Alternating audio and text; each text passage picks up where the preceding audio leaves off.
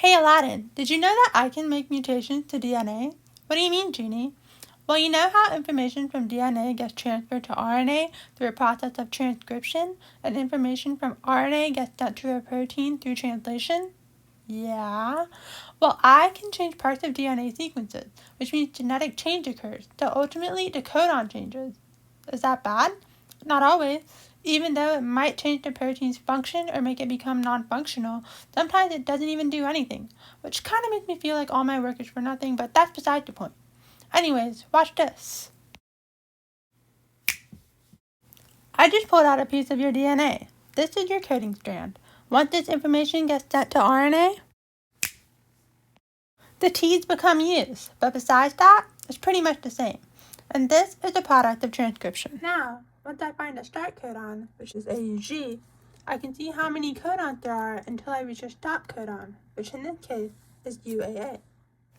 While I have it memorized now, I used to use a coding dictionary to see which amino acids these codons code for. I found that there are 5 amino acids as part of this protein. AUG codes for M, GUC codes for V, AGG codes for R, UUC codes for F, and AAG codes for K. So this is the final protein, which is the product of translation. But let's talk about the fun part. I can cause point mutation, which means I can substitute one base for another. Now I can either do this through transition or transversion. Transition is when I change a pyrimidine to a different pyrimidine or a purine to a different purine. Transversion is when I change a purine to a pyrimidine or the other way around. Once I perform transition or transversion, I can ultimately have 4 different results. When looking at DNA, if I change this G into an A, this is transition. Also, the RNA sequence would have AUC instead of GUC, which means that the codon would code for I instead of V. So basically, I can make a protein with the wrong amino acid, which means that the protein's function changes. This type of point mutation effect is called missense. I can also change the A here to a T.